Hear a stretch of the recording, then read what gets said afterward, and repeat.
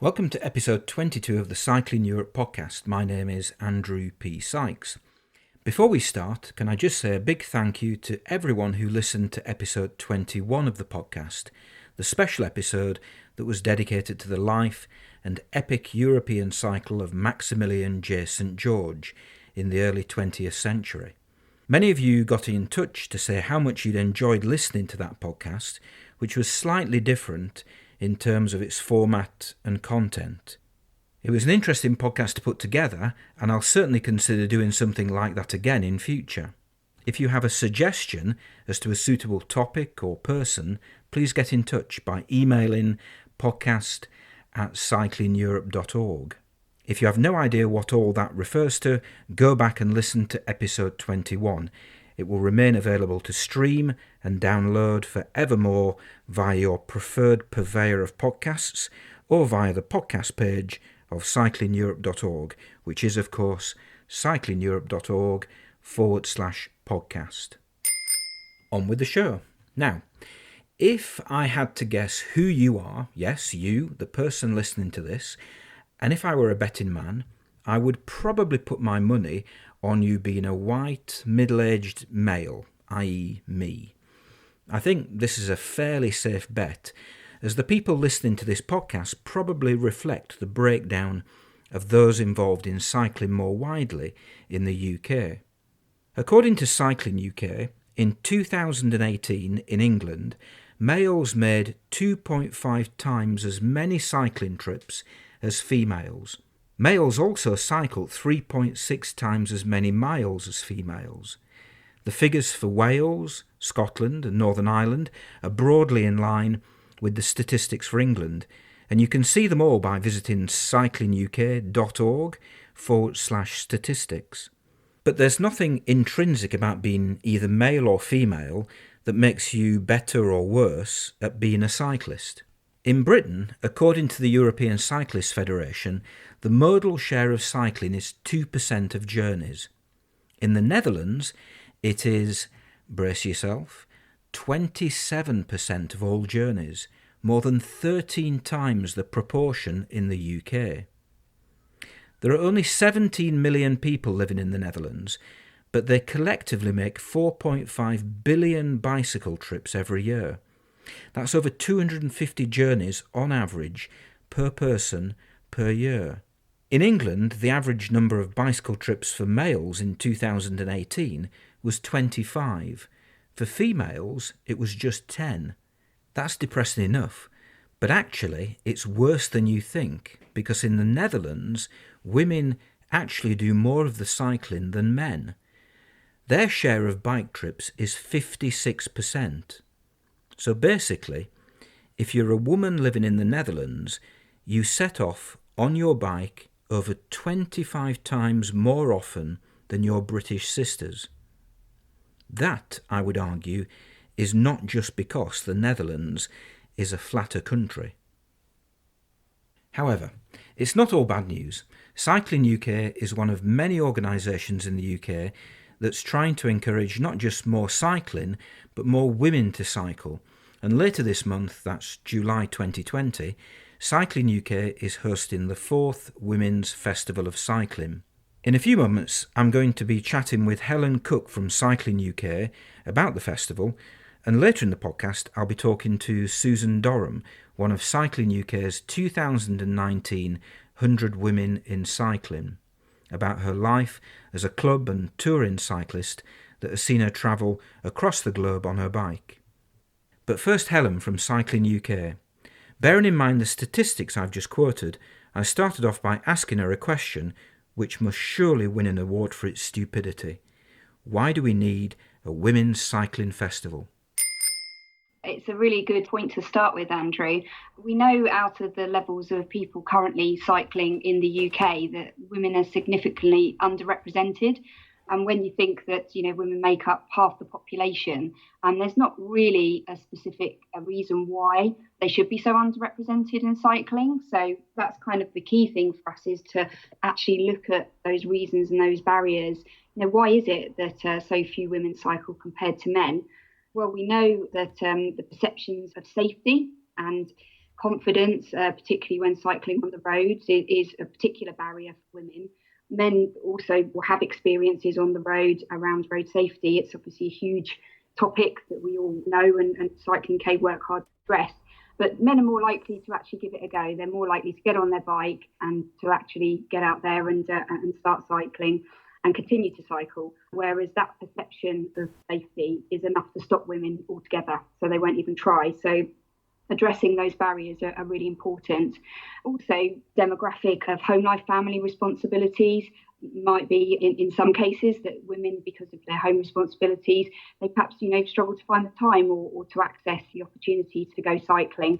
So it's looking at all of these different reasons that might be precluding women and looking at how can we address them. So by having a Women's Festival of Cycling, we're not only shining a spotlight on them and helping everyone to talk about them and to think about them, but also to find pathways forward and give solutions. So the festival itself takes place from the 11th to the 31st of July this year. What exactly is taking place during the festival? Well, what we normally do is encourage lots of groups and clubs to get out on their bikes and to encourage women to come along. It's a great way to, socially experience cycling. We know, again, that women, really value that peer-to-peer support. They gain more confidence if they have somebody to cycle with or somebody who can kind of show them the ropes and give them guidance. So we encourage lots of people to cycle together. Obviously, with the pandemic, and it's incredibly important we all follow government guidelines as to how we can exercise and see each other in the outside world at this time. We don't have as many opportunities to encourage people to cycle together. So we're holding more virtual events.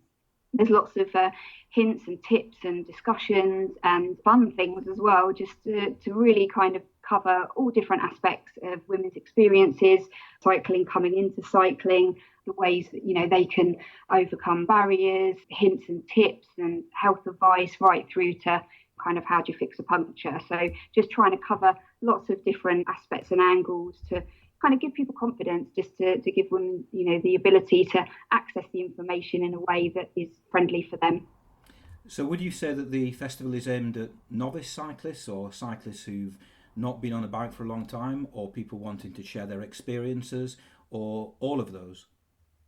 I would say all of those. Certainly our focus is to raise the profile of cycling for women. We want to show them that it is for them, it is accessible. We want to break down as many barriers as we can, whatever their personal kind of experience is or their personal situation, wherever they live, whatever age they are.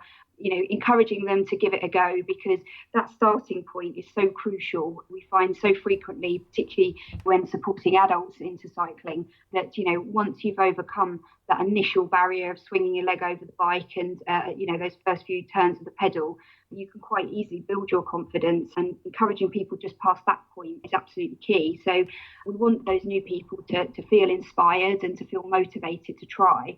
But the people who have perhaps cycled before or absolutely love cycling and want to share that joy and that wonderful experience you can have, they're just as powerful in this, by getting as many people together as possible and celebrate what's great about cycling, and particularly demonstrating to women, other women who have been there and done it. They've had those doubts and those fears themselves, but they've overcome them, and they're really benefiting from the joy of cycling now.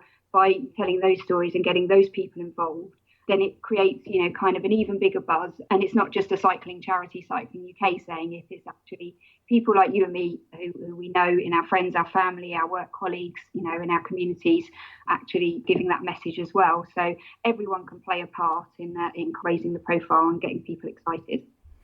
The festival has been going since 2017, so this is the fourth time I think it's been held. Is progress being made? Are more women cycling than back in 2017? Absolutely. Progress is being made. We are seeing, ourselves year on year, that the swell of support around the Women's Festival is great. We're seeing more women connecting with us through the charity, throughout our membership, which is really positive. We have a women's cycling Facebook group, and we're seeing huge increases of women coming together there to ask questions, support each other, share their experiences. So by making this campaign a vocal campaign, by kind of using digital channels like social media, Facebook, Twitter, etc., as well as getting people to talk to their friends and family about it as well, we certainly are seeing more women coming forward and sharing their experiences, and also sharing what their challenges are, which then helps us to address those challenges more directly. The more we hear from women and the more they explain their different experiences, then the more we can try and do to help them to overcome them. We did a YouGov survey last year, and we actually saw from that 36% of women said that they would be motivated or encouraged to cycle if that's supported by a friend or family member or a colleague. So it just shows what a difference other people who already cycle can do by talking to someone who perhaps doesn't, and seeing how they can help them perhaps discover a local route or feel confident on their bike. That can make a really big difference. And we're certainly seeing more and more women coming to us all the time, showing that it's working and that they are feeling more positive about cycling. That preempts one of my other questions, which was going to be, what can men do? Bearing in mind that most people listening to this podcast are probably men. That is exactly what men can do, presumably, is go out there, advocate cycling to everybody that they know, not just the men that they know, but the women that they know, people across the whole spectrum. Absolutely. I'm really glad that you brought that up, Andrew, because that's absolutely spot on. We find with our groups and clubs, many who have been linked with Cycling UK for many years, they put on women-friendly or women-only rides during the Women's Festival of Cycling, so that it makes it really accessible for women. And we find with quite a few of those clubs that although they run those rides to open it up to perhaps a new audience or new people in their towns and cities who want to join in, that they continue doing it because there is an interest and enthusiasm there. And I think that sometimes we're not always helped with images in the media, might be lycra clad, very sporty men on their bikes. And if that's the perception, if that's what women think cycling is, and that's the only way to access it, then they are going to feel that it isn't for them. So, and it's not saying that you shouldn't wear lycra and have that sporty experience. Cycling is amazing because it can be different things for different people. It can be a holiday, it can be your personal best, it can be time with the family. That's what's so great about cycling. And I think that men know how great it is, and many men know how passionate they are about it. And actually sharing that with the women in your lives and friends and colleagues is a really fantastic way of actually making it more accessible and making people realise that actually it can fit you in the way that you want to do it. And that's a really key message that we want to get across with Women's Festival. And although we bring lots of women together, we use it as a celebration because this is about the positive experiences. It is about overcoming barriers and finding confidence and enjoying what cycling can bring to your life.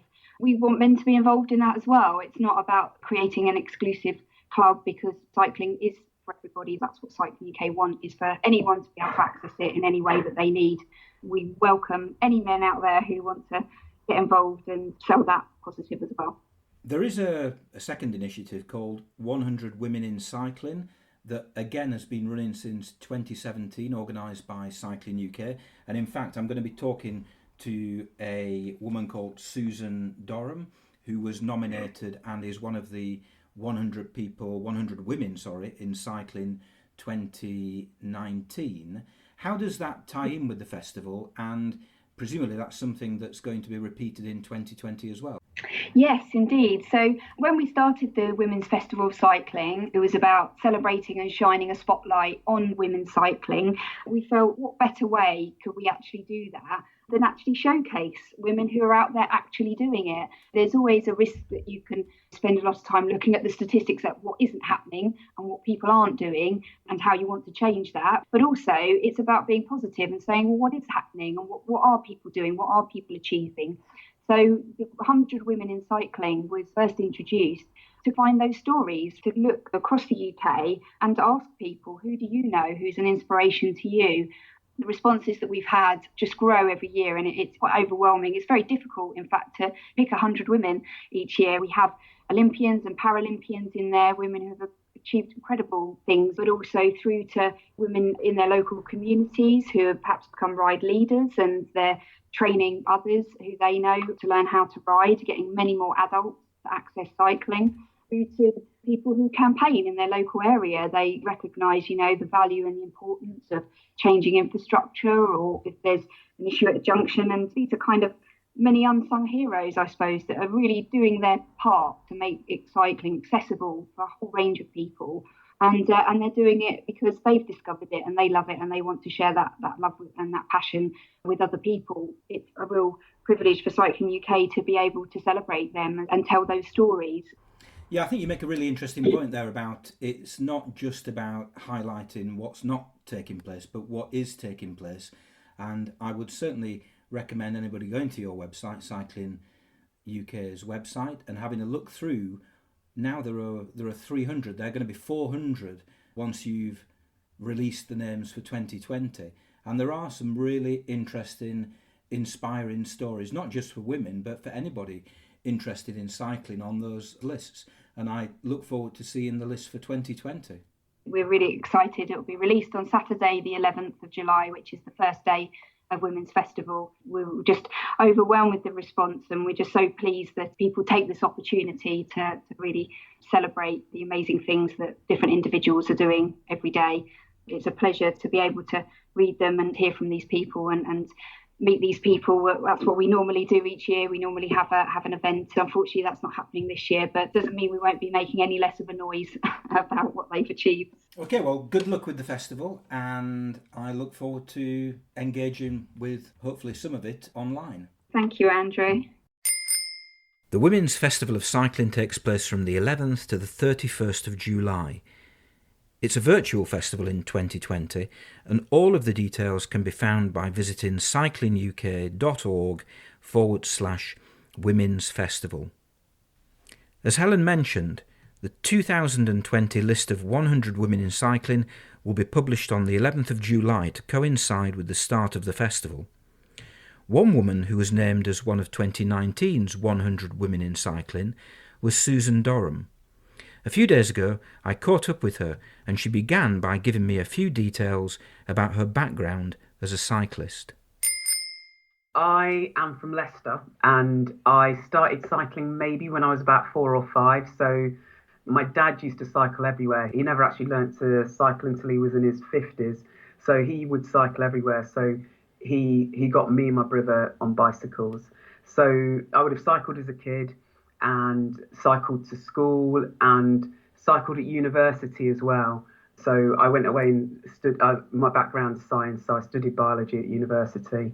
Then obviously when you leave university and you get your job and you get a car, that's when you stop cycling. So yeah, I stopped cycling after I got the company car, and I worked within the pharmaceutical industry for a few years. So traveling around the country, getting doctors to test drugs on the patients. And then after a while, I started to dislike the job and get more into fitness. So I actually became a personal trainer for about 13 years. And during that time, I started to notice this cycling club called Leicester Spokes that would meet on a Saturday, on a Sunday, and go cycling. And I always wanted to go cycling and just try it. But especially being a personal trainer, you normally work unsociable hours. You work everybody else's social hours. So on the weekends and in the evenings. And so I was working on the weekends, but then I managed to try and get on one of their Saturday rides. And I suppose that's how my cycling started about 10 years ago. And they were a nice social cycle club because they would wait for you at the top of the hill. Whereas some cycling experience might be that nobody would wait for you and you'd get dropped. I would imagine that Leicester Spokes, correct me if I'm wrong, but I would imagine that Leicester Spokes Cycling Club is probably like most of the cycling clubs in Britain, i.e. mainly white males who take part. So as a female, as a black female, were you apprehensive about joining that kind of group?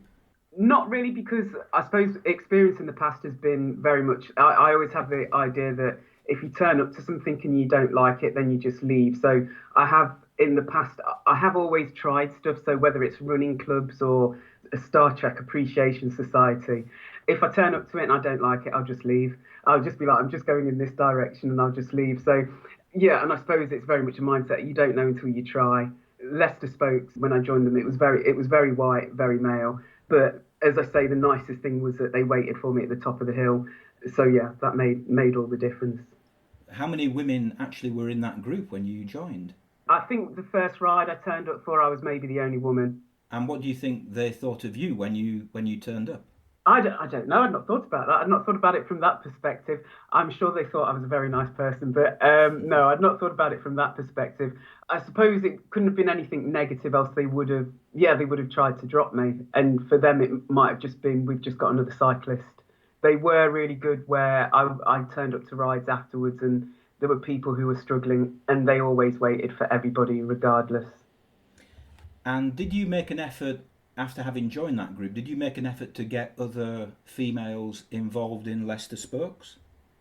No, because at the time I didn't really know any other women who cycled who did what I wanted to do. So my friends may have been fitness instructors, personal trainers, but maybe it wasn't necessarily what they wanted to do.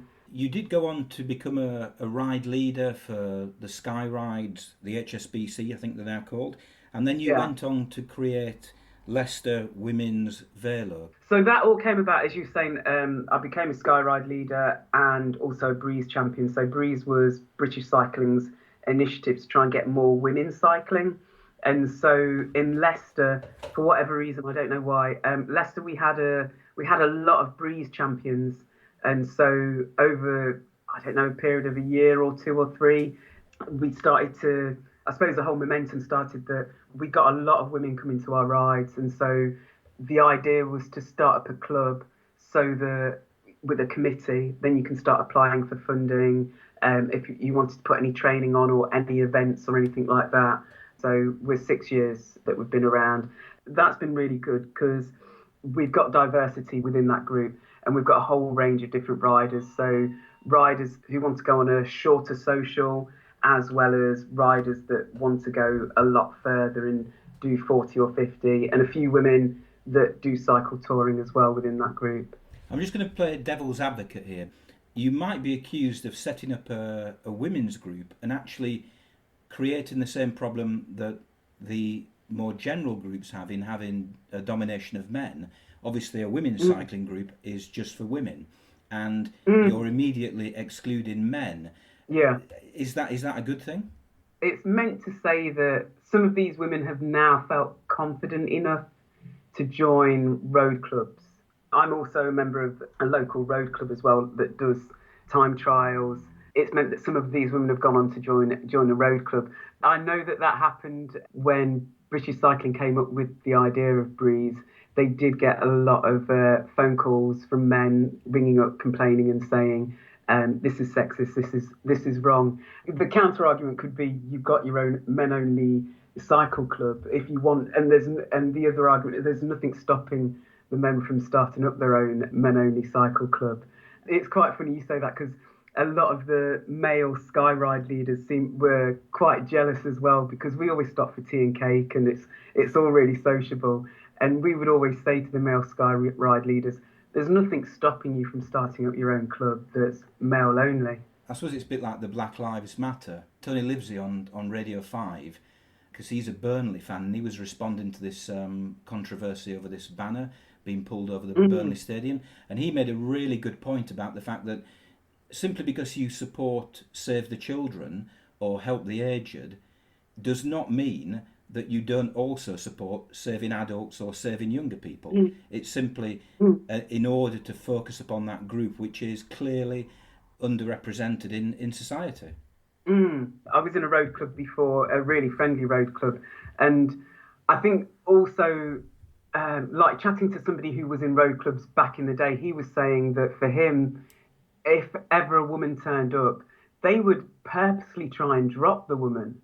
So they'd just try and get faster and faster and faster so that they'd just drop her. So also, if you've got that sort of environment which might have happened in the past, it would make it harder maybe for somebody, a woman, to turn to another group to start riding. So how did the cycle touring start? Because obviously road cycling, being part of a group, is mainly just day rides, going off and exploring places and having cake at the end of it. How did the long distance cycle touring first come about for you personally? I mean, like, I've been on those organised cycle tours, like with Exodus and Explore to other countries, where they carry everything for you and you're very, very pampered. I've done those before in the past. And also, Leicester Spokes, who I cycled with, we did a weekend ride down to Oxford as well one weekend. But one of the Breeze champions, Indy, is in the Leicester Women's Velo. She used to cycle from Bordeaux to Narbonne, and she'd done it quite regularly along the Canal du Midi. And then one year she was like, I've got an idea. Why don't we get a group of women to cycle across France and do Bordeaux to Narbonne and back if they want to, or just Bordeaux to Narbonne? She'd done it so many times, she knew it well enough. And there was a train route that followed it. So if at any time somebody wanted to take a break, they could always hop on the train and get to the next campsite. So it was more through Indy who came up with this idea, and she asked me to be like her sort of co-ride leader. So Indy did a lot of the organisations, the bookings, and I helped her with advertising. Indy did a lot, and I think in our first year we got about 27 women from all around the country through the Breeze network, and just going up to meetings, telling people about it, to come on this ride. And over the years, she's been doing it. She's been doing it every year with the sole purpose of just getting women out on bikes, but also just the whole freedom that a bicycle gives you. And for a lot of women, it means to say it's a holiday, and it's a holiday to themselves. It's not having to consider their children, the family, or anything like that. And so that was one of the reasons why it was women only. So she was running that for a few years, and then out of that came Total Women Awesome Tours, which is an acronym. We get together every so often and cycle tour in France and in the UK, so like Coast and Castles and Wave the Roses. We've done tours around the UK, and so from that, one of my friends in the group suggested, why don't I go on a cycle tour? And I at first was like, but what about my cat and my mum? And then when I managed to rehome my cat, I was able to go travelling. I suppose that's how the whole cycle touring came about. I thought you were about to say when you managed to rehome your mother then, but there we go. No. That I daren't say the acronym, but Total Women Awesome Tours. Total Women Awesome Tours. Was that a commercial thing, or was that run just to cover costs? No, it wasn't commercial in any way. It's just a group of us. We have a Facebook group that any woman can join anytime anybody comes up with an idea for a tour. So I every so often think, I want to cycle from A to B. Anybody fancy joining me? And I'll post it on there, and people will come along. And there's a core group of us, maybe about 10 or 15 of us that have gone on a lot of those tours. The best part is when we have somebody who comes along who's never been on any of our tours or so, that joins it as well. And it's nice because it's such a range of different people from different backgrounds, and it's just accepting people for who they are as well. That must be quite a sight to see. If you said, there was 30 people doing the one from Bordeaux to Narbonne. Yeah, it's funny because there's times where we're faffing, we're put, the whole thing with cycling is the whole faff of putting everything in your bag, sorting things out, etc. And I think people must have just wondering, what are these group of women doing, putting all of that stuff in their bags, with all of those bags on their bicycles, and just cycling in, especially in heat like we've got today in the 30s. It's cycling up that hill or cycling around, etc. So yes, it must have been, because, as I say, you don't get as many women cycling around. And were you camping? Were you in hotels? Were you in? Yes. Oh, yes. The ones in the UK, obviously, are in B&Bs, because usually it rains for 3.5 days out of 4. But the ones in France, it was campsite to campsite. So it would be a cycle touring boot camp sometimes, where it would be the whole getting up at 6 o'clock in the morning. And I'm so easily distracted, so I normally don't leave the campsite till 9 o'clock in the morning when everybody else has left. But we'd get up at 6, pack your tent away, cook your breakfast, etc., and get on the road again, and then get to the next campsite, build your tent. But also, I learnt from that. I think in my first year, it was the whole rush to get to the campsite, and then learning from that it's also the journey in between. So it is stopping and taking more more of your time as well. So I think in my first time that I did it, there was more the pressure to, I've got to get to the campsite, I've got to get to the campsite. Whereas later on, it was starting to learn to slow it down. Is it one group of cyclists, or is it lots of cyclists in effect travelling independently or in very small groups who happen to stay at the same campsites over and over again? With so many people, it means to say that it's smaller groups, because if you go as one big group and one person gets a puncture, everybody has to stop. Whereas, say, if you go as smaller groups, then it's only a few people that would stop for the puncture. So it would be cycling in smaller groups. And the nice thing is, it meant to say that you'd get to the campsite at the end of the day, you can have a chin wag or so, but then also you'd maybe pair it with somebody different the next day, or some people would ride on their own. There was one woman who, at the beginning of the year, had only ever cycled 6 miles, and she spent from the January until we went, which was the July, just gradually building up her mileage and trying to get faster and faster. And she was always last. She was always last.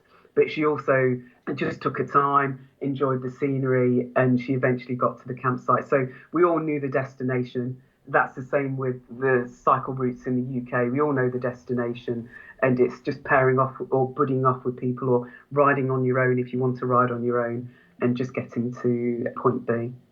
Now, more recently, you have done some solo cycle touring, and you've got an ambition to cycle all the way around the world. Is that correct?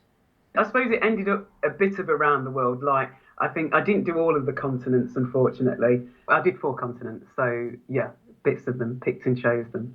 And was that all at one time, or was that at different times going backwards and forwards? So it was over 2.5 years. So there was a little bit of toing and froing. So it wasn't, I picked and chose where I wanted to go to. My original plan was to start in Canada and make my way all the way down to the bottom of South America. And I think preparing for it, you read people's blogs or their books, and they say riding from A to B, and it seems very much all in one go, going from A to B to C to D, all the way to Z. Mine was maybe, a little bit of backwards and forwards between different countries, and picking bits that I wanted to pick, and maybe missing out bits that I didn't want to do either as well. Was it quite a big decision to suddenly go from riding with groups of people, whether in Britain on day rides with the clubs, or the stuff that you'd done in Britain on the continent with the groups of women, to then suddenly start doing it on your own? Are there aspects of that you had reservations about, that you were perhaps even scared of? I have also done bits of solo cycle touring in the UK as well. And as well as cycling with clubs, I would just go out on rides on my own to do discovery. So before you start anything, there's always a worry that there's the whole thing where people like say, oh, but it's dangerous going to such and such a place and stuff. There's always that worry that it's the unknown in day-to-day life for us. You ordinarily would get up, we'd go to work, come back, and everything that we do is known. And so the worry is the unknown, but then you don't actually really know what the unknown is as well. That would be the only worry. On my own, that wasn't really a problem, because I think although we do the cycle tours as groups as well, you'd always have to have days on your own. So I've done a lot of things on my own. So personal training, although you're working with people, it's very much an individual role as well. So no, not too worried about that. What kind of bike do you ride when you go on your cycle tours? I've got a Surly long haul trucker, 26-inch wheel. I'd never heard of that bike before at all. You've got other brands like Dawes and Ridgeback, and they were the only ones that I'd heard of. I'm 5'2", and so trying to get a bike that fit. So like the Ridgeback, the smallest frame is just a little bit too big. The Dawes smallest frame, a small frame 700C touring bike, it just feels a little bit awkward. And so then I came across a 26-inch wheel Surly long haul trucker, which just felt a lot more comfortable. Very heavy, especially in comparison to say maybe like a road bike, but just felt so much more comfortable and felt right. Do you think that's a classic example of manufacturers and people in the cycling world just seeing things from a male perspective?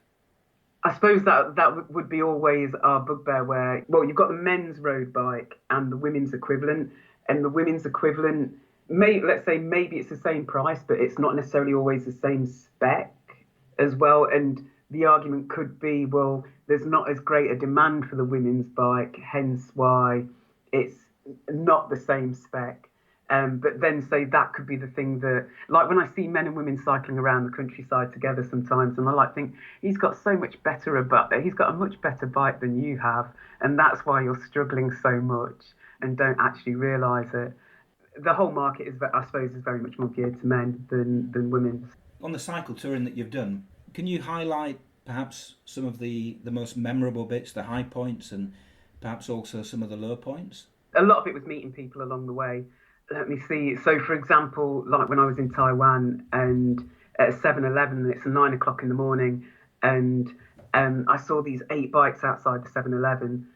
The owners of the bicycle were inside the 7-Eleven, and I went over and started to chat to them. I told them that I was cycling around the island, which is a big thing in Taiwan, and so they invited me along for dinner.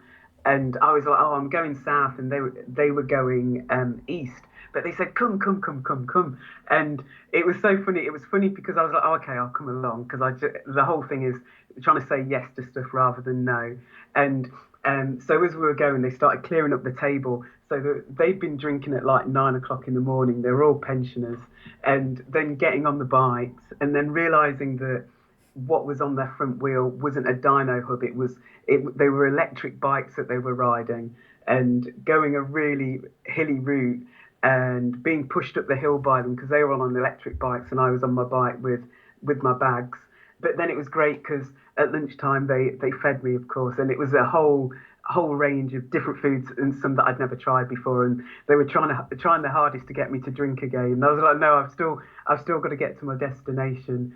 They took me back to where I met them at about 1 o'clock or 2 o'clock in the afternoon. And then they were trying to get me to have another coffee with them or so, but I had to go. And then I had my next 50 or 60 kilometres to go south to get to where I was going to. So a lot of it was just the people that I met. Ups you remember more, and they sort of like cancel out. The downs to it also. And there's days where it can just be a little thing that can frustrate you.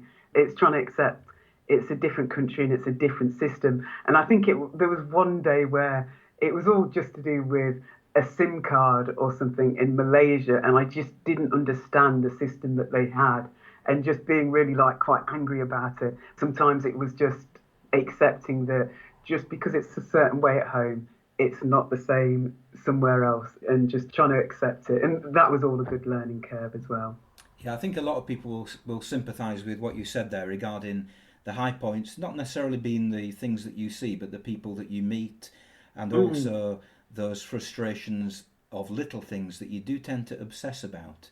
And that's one of the reasons why the books that I've written, I always am glad that I've waited several months between finishing the journey and writing the book, because those little insignificant things which seem so important at the time, you realise in retrospect were not really important at all, and it was the things that were important are the things that you remember far, far better.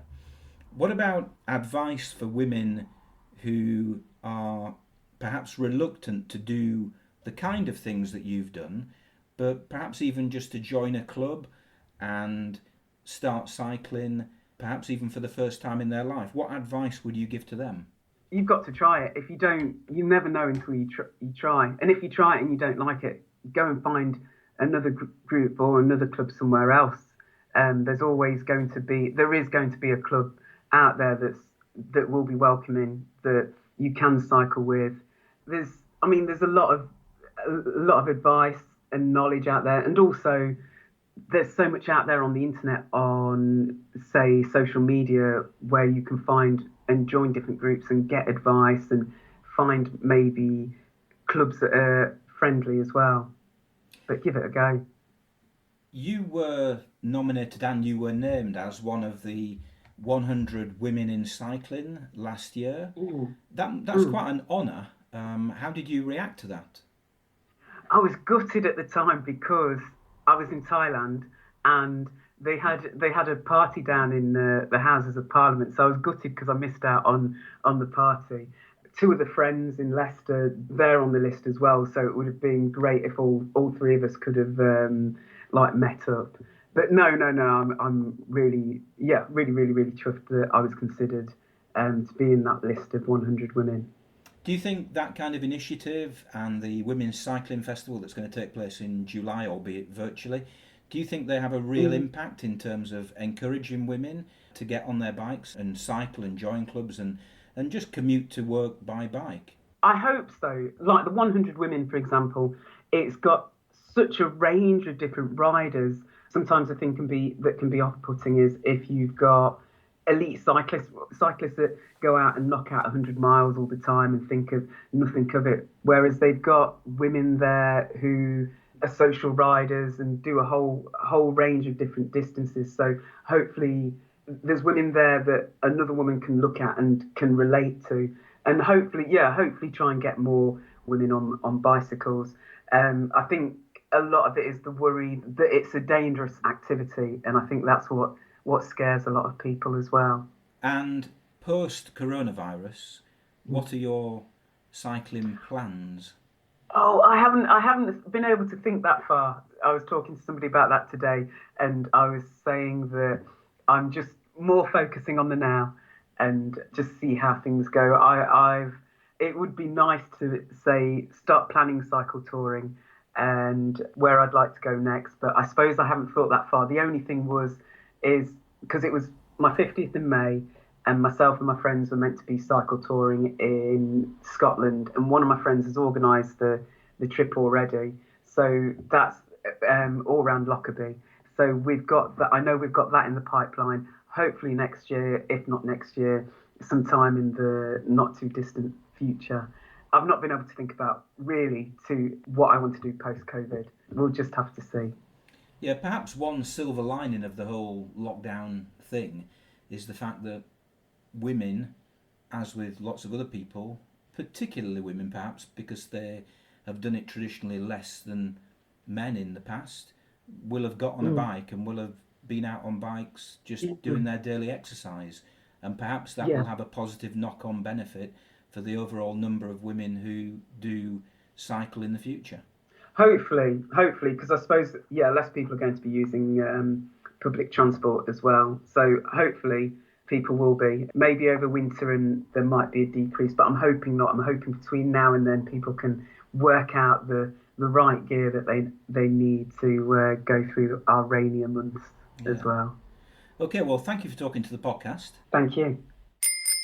There's an article about Susan on Cycling UK's website, and in that article it explains that she was nominated for the 2019 list of 100 women in cycling by a fellow HSBC Breeze champion called Mariam Amatullah, who said, and I quote, "She inspired me and some friends to cycle coast to coast, something we would never have done.